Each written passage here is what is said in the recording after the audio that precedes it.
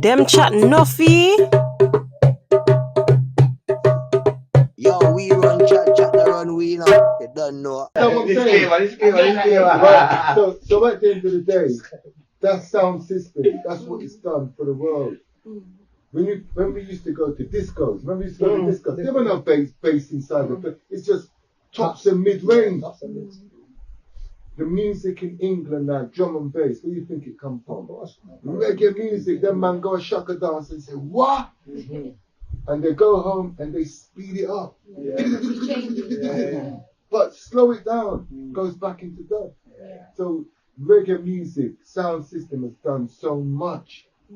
So that's where I'm trying to hold it as long as I can, because I can't carry on lifting those big old boxes forever.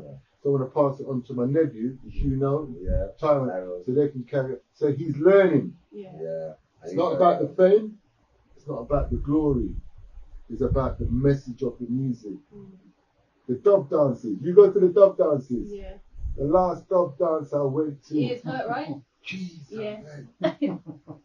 I went to a dub dance. Right? Sorry for talking so much, right? I went to a dub dance. I'm not going to say who the sound was, right? And it was 2 years ago. No, sorry. 4 years ago, New Year's Eve. No, I'm telling a lie. No, I got it wrong. It was Selassie's birthday. Okay. Right. And after hearing this sound system, I walked out of the venue. Big Ben was in my ears. I couldn't hear myself. The Monday I made an appointment at Boots Chemist for a free appointment. It's free. I went. The Tuesday around dinner time-ish, my ears came back. The ringing stopped. And I went and got my ears checked, and my ears were okay. You see, from that day there, because when I blow out these, it's finished. So them guys need to just tone it down a bit. Just tone it. The music is good, but they need to level it off so it doesn't kill people inside there. You know, as you talk about Tyrone, he's learning everything. You know that he's just like you, he's more, he can play music, but he's more technical. And to be honest, Mikey, when I just met him, it's a bad situation at the time, but it was a good situation because we met somebody who knows the business and stuff like that. And me as a young youth playing music, we just play the raw music. And we come after me done play a little music, we call me one side and say, you'll be a better DJ if you stop playing the raw music. And from that day until now, I want to play raw music when I need to, like certain events or something, I need to play it. But him kind of push me a bit further and let me see like of everything.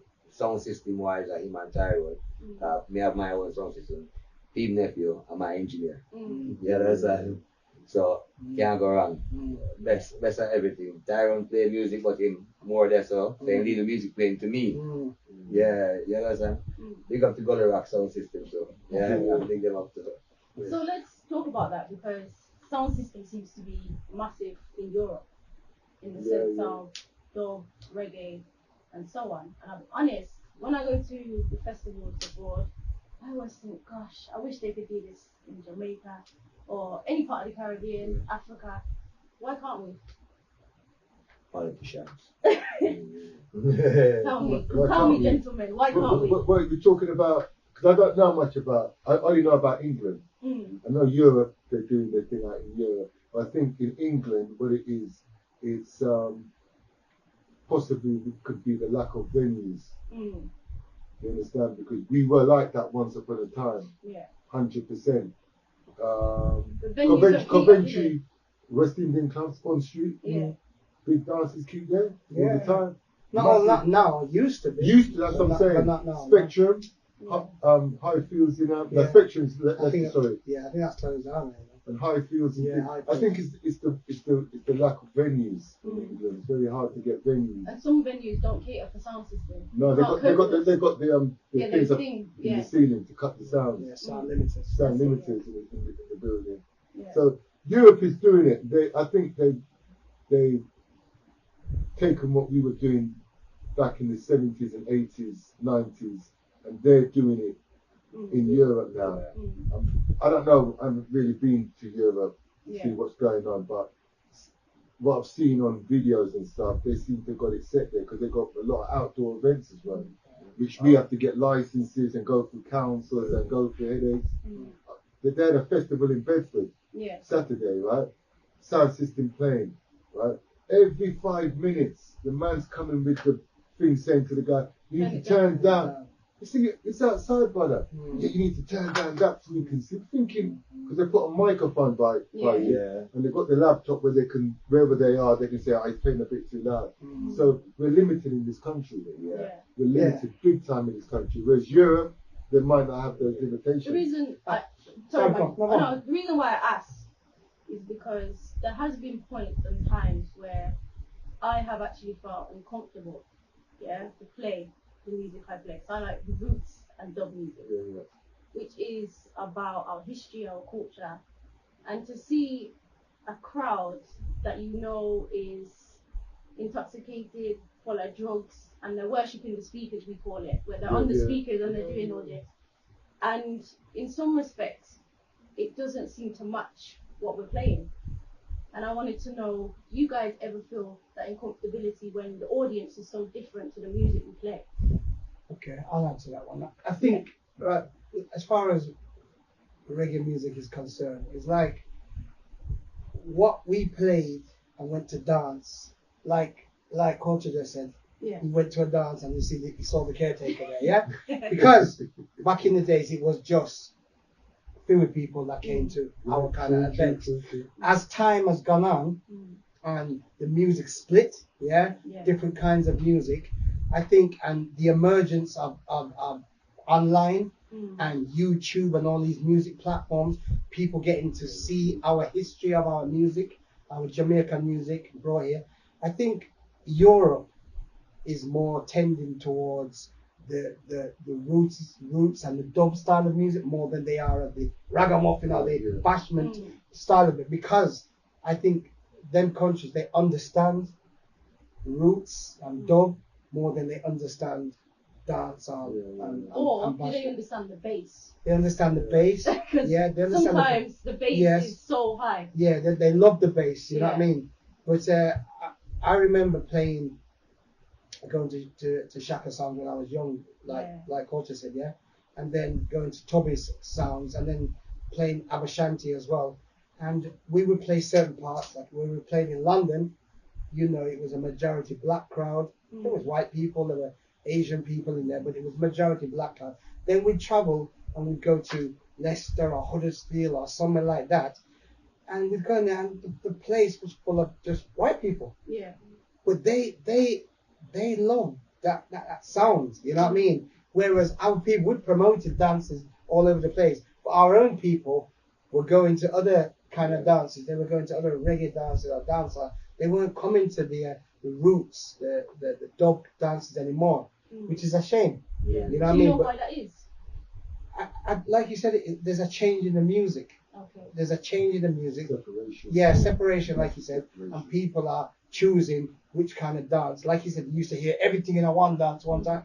Now, if you want to hear reggae, you go to this dance. You want to hear bashment, you go to this dance. If you want to hear cultural dub and roots, you have to go to this. So, is that in some ways, as sound system, as DJs, our fault in the sense of we have created the separation of different dances? Because I'm guessing if we all said, okay, let's put a dance on, it's going to be roots, reggae, then what? I think that's a hard question because, as I said, it just changed. All of a sudden, it changed because I used to go listen to Shaka, Coxsone, Jatobi's, all the sounds. And as I said, there was a time when it was just like, for me, one music, and it just changed. So I don't know. I'm gonna have to leave that question to Mikey, to be honest. I just feel like with everything in life, there's always going to be change. There's always going to be change. Nothing stays the same forever. And our beloved reggae music, what we love, it's going to change, and it did change, and people went one way, people went this way, and people went that way. Whether it will ever get back to how it was back in the day, I don't think so. You know what I mean? There will be an audience that hardcore, but in general, the music has just changed so much, because it was a time when we went to dance, and man and woman, lovers rock, and a dance, and steppers and the foundation, man, a skank in a dance. It's a whole different thing now. Yeah. It's a whole different thing. Even some of the bigger man them who've been old as me and culture, you know, their whole thing that they used to do back in the day, they're on a different thing now. Let me tell you, it's very odd to see some grown men play slack music. It feels very odd. I ain't gonna lie, that's just me. When you look, or even some of the elders that are women, doesn't look right to me. I take Kat, you said something. What you said, right? Which don't mind me continuing with. You said dub heads. Yeah. And that's what happens with dub music. Because the dub music to me is like drum and bass now. Yeah, it is. Yeah. A lot of people who have sound systems, they're not musicians. Yeah. We call it one finger dub. Yeah. But they're gonna do, then sample it and do what they're doing. So it's not really. I've spoken to a musician. He goes, "That's not music. What that?" To a proper musician, drummer, spoke to like that, right? And sometimes, like you said, the dub head, all they go for is the loudness, the dub, and the jump up to the rhythm. That's what they're there for. You know what I mean? Yeah. So, I remember I went to a sound, and the sister had put her head in the box. I've seen that, and her ears started to bleed, and she didn't move. She was still listening to the sound, and it wasn't even a good song, to be honest. It was just the bass. She just kept going back to the bass. That's what they love. They love the loudness of the sound system. Yeah. But even Shaka said the frequency is supposed to be your heartbeat. It's not supposed to be above that. It's supposed to continue with the beat of your heart. So you dance in a normal pace. Yeah. But when you see the whole thing, sometimes it don't look right. Everybody's just jumping up and down. You know what I mean? And not even in a good rhythm either. but I've got a question for cultural roots. Yeah. So for the years you've been doing the sound system and everything, and I know you got a lot of youths around you, come on, you get a bit of knowledge from them. Right? Yeah. But you've done something what I haven't seen at all. You got a museum. Oh yeah. You want to talk about that, DJKat? Yeah, go for it. Can you tell us about the museum and stuff, you know? The museum, we were all in the lockdown together, all of us. We had no choice to be in the lockdown. Yeah. So what happened is a lot of us were doing gardening or doing something in our house, tidying up our house. So what I did is I was tidying up, and I got all the stuff that I've collected over 47, 48 years. And I didn't realise I had so much things. So when I put them into the room with me and my wife, and what am I going to do with all of this? The museum. No, actually what I said is to her was, I'm going to take it out on the road. I'm going to take it to different dances and make people see it. So we took it out to a few dances and people appreciated it. And we took it to Wolverhampton one time. And the woman honestly knew about the equipment more than some of the men. Yeah. But anyway, we showed it in Bedford, and a lady in Bedford saw the museum and saw all this stuff together. She goes, "No, you need to get this.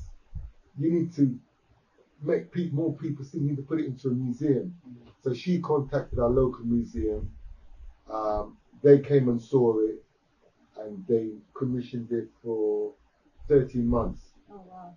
So we would get it in a massive glass cabinet there. And we took it out last year, November last year we took it out. But now what we're looking for now is permanent placement in there. Okay. So we're still showing the museum all the artifacts, all the bits and pieces that we've got. We're still showing it to show them that we've still got interest in doing it as our portfolio, you know. Yeah. But you know, everything that's there is what I've collected over the many years. You know? But I didn't know, to be honest, I collected it for myself. Yeah. and I didn't know why I was collecting it. I see something. There's no one dash away. You can't dash away. Right. You know, I put that, you know, in my unit. I put this something under the bed, or we even found something, a little echo chamber kind of thing, in my wife's wardrobe. Oh wow. It was pushed at the back. I can't remember putting You were hiding it. I don't know why I had it in there. In fact, I found so much stuff. Yeah. You know, sound system equipment that I collected, and there must have been a reason, and the reason is the Sound System Museum. So we do the Sound System Museum as well, which, you know, loads of people appreciate it. Yeah. You know, and I give thanks that something said to me to hold, you know, big valve amplifier. The valve amplifier that we got is a 700 watt valve. Yeah. And that was given to me. But that person, it was 2 weeks away of going into a skip. Oh wow. And they gave it to me. Yeah. It was meant And to that's, be. it's meant to be, you know what I mean? Yeah. So we give thanks for that. Yeah. And So you know, it's still a live museum, we're still Yeah. showing it, we still take it around the place. you have to let us know when you're doing that so we can come and see it. Yeah. Well, you got to let us know when the big dances are on as well. Okay. When there's a big dance, Yeah. and Come and it says- exhibit. we will come and show it. We showed it in Leicester the other day with Jatobi's actually, Oh and nice. a sound system called Morel Sound. Oh yeah, I heard of them. Morel Yeah. Sound, yeah, we showed it there. Yeah. People appreciated it there. Oh nice. And it's good for the youngsters to come, the young people to come and see it, because there's certain things they don't know. Yeah. And we took it to Luton the other day, to a place called the Hat Factory.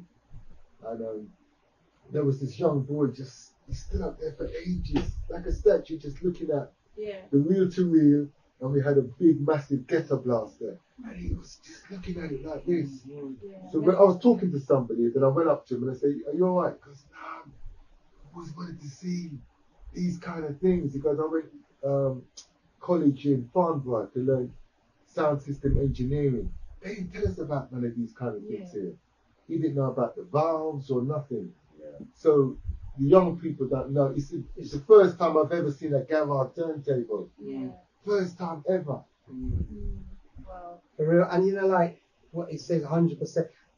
I had an ex, and she had her granddaughter stay one weekend, and she had some records underneath the stairs. Yeah. And the granddaughter must have went in and got one of the records out, and she come in and she says, "Gran, where'd you get these big CDs from?" Yeah. She honestly never know Yeah. that records existed. Yeah. She only seen CDs before. Yeah. So, you know, the youngsters don't know. Yeah, they don't. They don't know. 100%. So it's good to educate Or them. that. You know? Yeah, and cassette, yeah. Cassettes as well, yeah. Yeah. That's what it's all about, man. So, I am really big for the youth. I want the youth to continue our music in a positive, uplifting way. Yeah. What would you, can all say, what would you like for the youth to take from the music? Or would you pass on to the youth? Richie, as the youngest one here, you start. Boy. Boy. The youth, all Yeah. nowadays, please listen to the music, know the music, listen to the words, listen to the rhythm, yeah, and just watch people. Music can help you in so many ways. It helped me with my temper, it helped me in so many ways. So please just listen to the music and you understand what I'm saying. Okay. I feel it's very hard for the youth nowadays. I think no matter what people say, music influences people. Like I said, when we grew up in our time, our music was about love, it was about culture, it was about oneness, unity. But the youth nowadays, I mean, a small minority will listen to that, but the bigger majority of the youngsters will listen to the music, what young people are singing.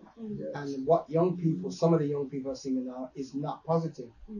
It's not positive, and a lot of youngsters are easily influenced by not only the music, but also what they see on TV as well. And that's the road that they're going to go down. So I think unless the music changes, it may not be like how we were when Unless we the grew up. selectors, we have to change and play conscious music. But the thing is, when you say we do that anyway, yeah? Yeah. It's the next generation that are playing the music and influencing the younger ones now. They're the ones that need to kind of change what they're playing. You know what I mean? Because for me, it's a full circle. I feel like we all have a part to play. So even though the youngsters are kind of the end, as in listening, we all play a part, right? We all are the circle of the music. So I do feel that, okay, we might say, oh, they need to listen to this, but also the avenues they go to, they might still listen to it, you know, but there's certain times, like I know certain radio stations won't play roots music. It's very hard for some selectors to play roots music because they get shut down. And the question is why does that happen? But I took over your question. Go on. No, that's fine. For me, I think everybody said the right thing, but for me, the youth can look towards the music, but what they've got to look towards as well is getting themselves some kind of trade, right? Which is what I've done. I can only speak from my experience as a young man growing up and getting into trouble and so forth. Sound system got me my trade, led me many different. I went college for carpentry, electronics, electrics, all because of sound system, and that calmed me down. You know, listening to the right music and so forth, because right now, when you see a lot of the modern music, it's a lot of titty and batty at the door, and you know that's what the youth then get influenced by. Music is, as we know, music is powerful. I think they should also focus on getting themselves some kind of trade, because that's going to help them. It helped me. I can only talk about my trade has helped me get to where I am now. But that's, and I'm going to pass that on to man like this man and my nephew, because I've only got a couple more years and then I'm going to ease back. I'm going to ease back because I want to spend time with my younger my last two grandchildren. Can I say this? They stick to me like glue. Oh, that's good. Trust me, as they come to the yard, and me them I come to. Do you understand? So I want to spend time with them, but also I want to play my sound. You know, we all want to send a positive message. As I said, with that brother there with a prostate, because I suffered with a prostate, I always announce that. I always say, make sure you get your blood pressure checked, etc., when I play. You understand? And it's through the music. So with the youth then, I personally would say, get yourself a trade. Don't just rely on the music. Get yourself a trade and you can move on from there. You branch out. You've got something to go anywhere in the world with your trade and with your music. That's what I would say. Stop listening to the slackness music. You can tell them that, but some youth them are hard of hearing. And what's that saying again we used to have in Jamaica? If you can't hear, feel. I don't know about the artist and the fix up on the music. Fix up on the music. Like I said, full circle. And also, it's good having a trade. You can only tell the youth certain things, you know what I mean? But I kind of feel like a lot of the youth them nowadays, the way they hear in the music and see on the TV, I feel like the youth, some of the youth they want to get rich quick. They don't want to put in the work to get where they want it. They just want to like be from here and get to here quick. And it wasn't like that before. No, it's steps. It's steps, man. But now it's just, you know. I think they learn by watching us as well. When they see us do certain things, they will say, you know what, I see Mikey do that. Let me try and do the same thing as well. If they see you doing certain slackness or things, they're going to think that's the right thing. But when they see you doing positive things, like my nephew, you know, when I see him, he's the last of the sound man. He's the last, my sister's son. But he's seen certain things around him and he's moving in the right direction. He's not into certain things, he's not into slackness or whatever. So it's what they see in us as well. Do you understand? It's with the sound system. It's just the young ones that are in the sound system, they hear the loud system. Yeah, that's what I want. But that's not the right way. What are the right people? Just saying the last sound system. It's the last. Birmingham is a rough place, so You know, for him to change him way to a positive ways as a young youth, because he's younger than me, it's a good thing. Yeah, It's a good thing 100%, through yeah. music and sound system itself. You understand? It's a good thing. You know? Just need more youths like him. So this is the last question, I promise. No, Okay. there's more. Yeah, I'm enjoying this now. So, Love chat. so this question is, if you could ask the youths in particular to go and listen to a song, what would it be? I'll give you a moment. That's a good question. Right, good My question. was not an easy road. Bully By who? Banton. Okay. All right. For me, it would be gonna be Book of Rules for me, you know. Okay. Yeah. Listen to the lyrics on that song there, yeah. It would be Book of Rules, the Heptones. Mikey. Off the cuff, I think it would be War by Bob Marley, which is, for those that don't know it, it was a speech made by His Imperial Majesty Emperor Haile Selassie, and Bob Marley made that into a song. And when you listen to that song, because at that time in my life I never knew anything about slavery, I didn't know anything about racism. Yeah, So that particular time of my life, I got to understand certain things, and I watched Roots on TV and learnt about slavery. What was that all about? So if you listen to War by Bob Marley, you learn a lot of things about discrimination, our people, our culture. So that's my message to you. Can I just say one more thing? Yeah. It's strange he says that, Chad, right? Because one thing I didn't say, I'm a radio presenter as well in Bedford on a station called Interviews 106.5 FM. Been doing it for 13 years now. Okay. And yesterday, the last tune I played, I interviewed somebody. Yeah. You know the last tune I played? Wow. You need to shake his hand. That's the last tune, but she selected the tune. Yeah. It was for. We need to hear from you, you know, like that. My As one. as one of the youngest DJs and also a female DJ too.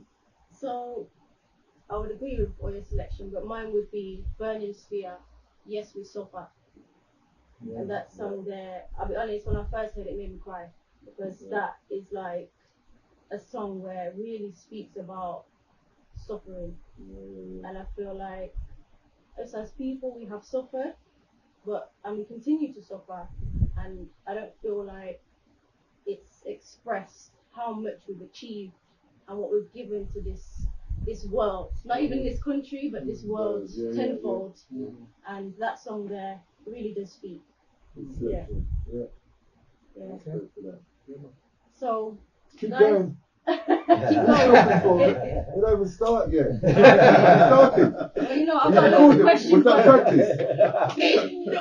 Seriously, it's finished. It can't be I've finished. got loads of questions. Shall we do this? One more question. One more question. Yeah, take another question. You got more in Okay, it? Line up, I have. So, do we need gatekeeping in the music? Bam! What do you mean gatekeeping? So, there has been a huge debate about, in particular, reggae. Does it need to be gatekeeped in the sense of there needs to be structure rather than everyone can take? Does there need to be a structure, and will that benefit us or will that actually decrease what we're giving? Sure. Mikey.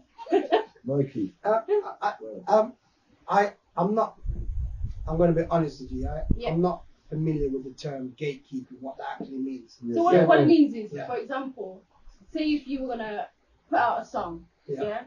there would be, I don't know, a place or a person or whatever it may be to say, oh, that song isn't reggae. So it comes back. That's what gatekeeping is. So it stops it at that point. So it actually has a quality level to So the it's quality music. control, basically. That's it, yeah. That's the term gatekeeping is. Okay, I didn't know that. There you go. Oh, okay. Yeah, I thought what I was thinking. I thought you were about like copywriting our music and stuff like that. But it's okay. Yeah. All right. Okay. Just like the artist in Jamaica, what's his name, Europe, when he sang the song about the politicians, and he got banned. But the song is a hit song. It's a hit song overseas, but in Jamaica they banned the song because it's talking about we DJ, Edward Tiaga, Okay. the whole entire politics thing. And then ban it off the radio. So that's like gatekeeping there, keeping Okay, off. okay. People don't understand the truth. Yeah. Yeah. Go on, Charlie. You shout it. Basically, it's like keeping a secret. Yeah. Okay. It isn't. Me neither. I still kind of lost with that Yeah, question. I'm lost with that question. Gatekeeping is Let's leave it there, Kat, please. I don't understand the question. I can't figure that one out. They're having a more better debate going back there. Exactly. One more question. Basically, you're stopping the music from going out. Yeah. So they. Quality control, Yeah, basically. like that. Yeah. Thank God. Yeah. It's controlled. You mean the record companies, producers, or? Yeah, producers, everything. So the producer knows that this song is going to be a #1 song and you have to make the money and you might get paid off and you're not going to deal with it anymore. You hold back that song there. DJKat, right? Yeah. Gatekeeping in pop music. Is there gatekeeping in pop music? Because I still can't, I'm trying to define it and trying You're to. going to have to do the thing, right? So, gatekeeping, Yeah. which can be used for all sorts of things in industries, but primarily gatekeeping is about stopping somebody in a power position, some kind of control, will stop you from getting to wherever you want to go based on their own values, their own principles, and kind of what they're after. Yeah. So you'd have gatekeeping in terms of, one of the big ones was when I was doing sales and you're trying to get an appointment with the CEO, his secretary would be the gatekeeper. Yeah. You're not seen because of X and Y, yeah? Okay.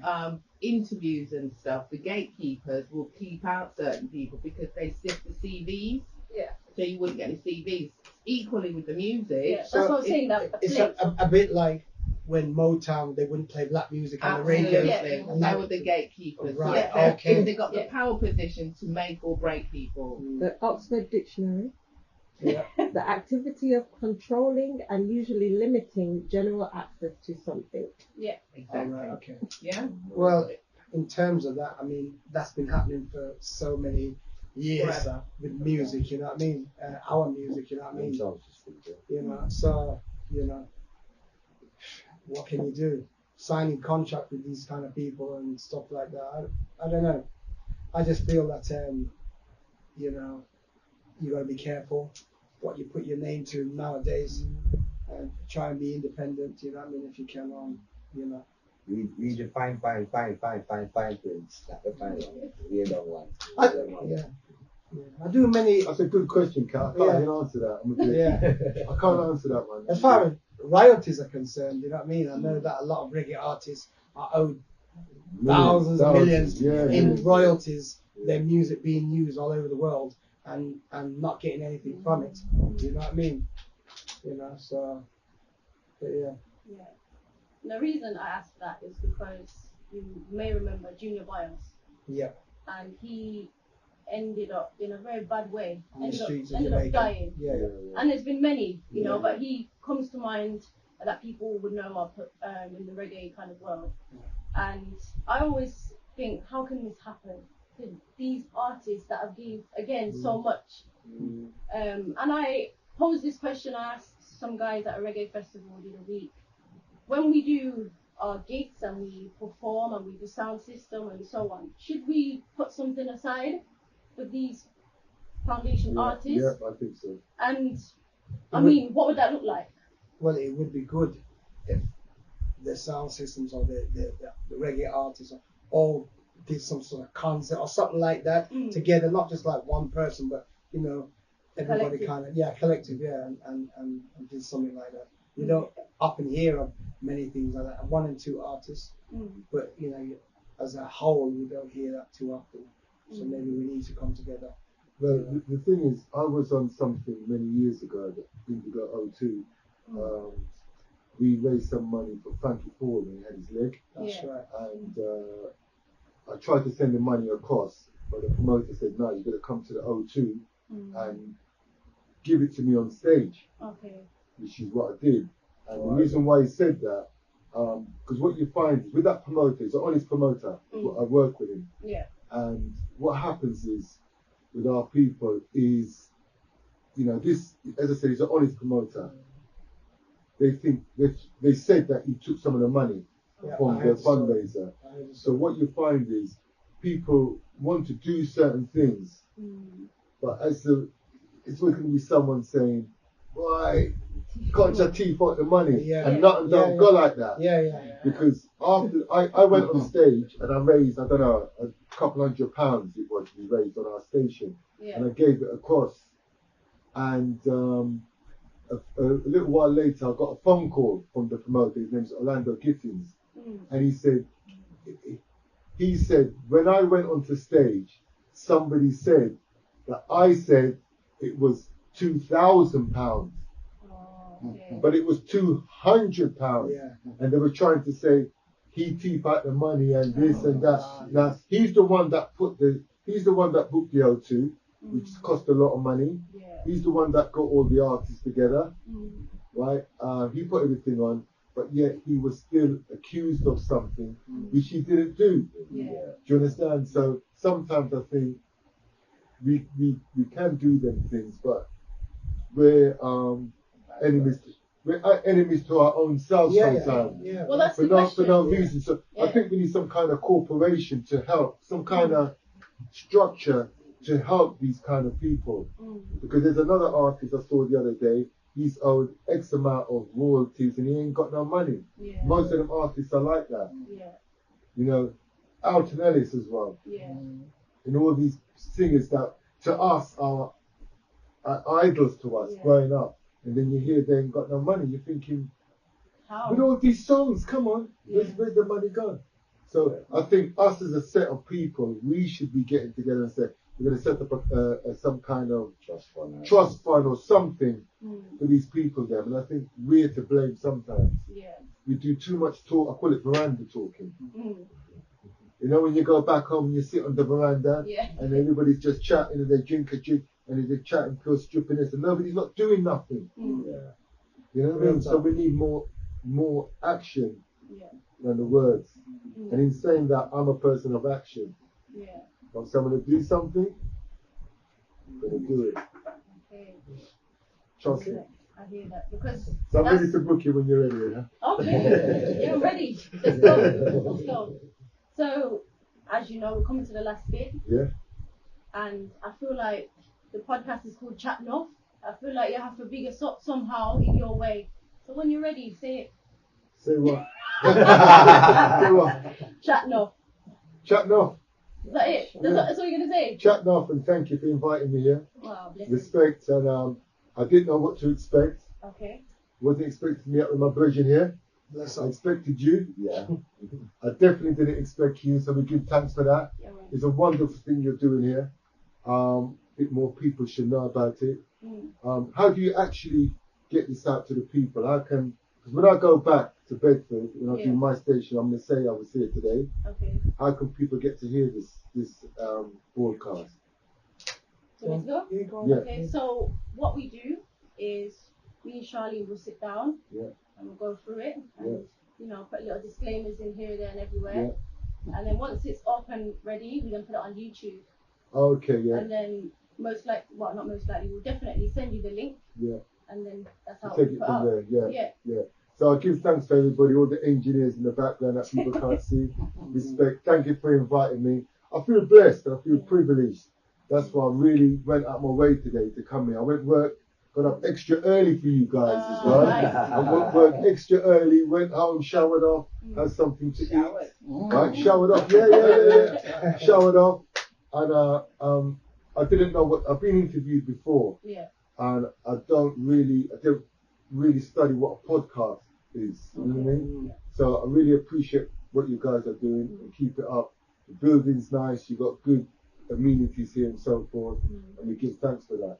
And just keep it positive all the time, because 100%, So you have to come to our family fun days, bring all your grandkids. I don't mind, you just tell me when it is. We were at a fun day yesterday.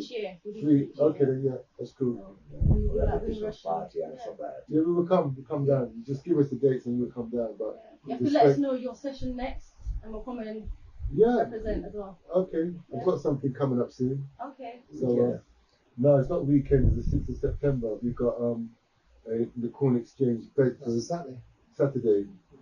We got Janet Kay, we got Richard Blackwood, Slim, Oh, and Loose yes, Ends. yes, yes, We got yes. Loose Ends as well. So it's our first comedy kind of lovers rock kind of thing we got coming. Okay. So if you want to come, just let us know, sort something out. Definitely. Yeah. So we're always doing promotions. We're always doing things to do with sound system. And as I said at the beginning of the show, Yeah. is my sound is the sound is called Culture Roots. Yeah. And when you see us, you will see us, and when you hear us, you will hear us. But we're always with the sound system because that's what we love. It's got to be sound system, and we bring other DJs to come and play on the sound. We don't have the sound system for ourselves. Yeah. You've got your laptop or your mixer. You can come and plug into our thing, and we will give you the full effects of the sound system. We don't hold back. You're going to get the full. We're not a PA system. PA is different from sound. We are a proper preamp sound system. I built my own preamp when I was younger, my own amplifiers. Yeah. So I'm deep into this thing. It's what I was born to do. It's what I love. That's what the Most High put me on the planet for. We were all born for a reason. Yeah. Some people find that reason in their life. Some people don't. That's it. So we give thanks. Yeah. All right, respect to that. God bless. I know I Every talk too time. much, but there you go. Can't chat no. Can't chat no. Everybody, it's finished. We're ready. Don't forget to say goodbye. Bless up everybody. Give thanks. Arawak podcast part 4 tonight. All right, and watch out for part 5. I don't know what the subject will be, but watch out for it. See? Do remember, like, subscribe. So right there, up on the right hand corner. Press that bell there, yeah? Alright then. Chat now. Give thanks. God bless. Listen.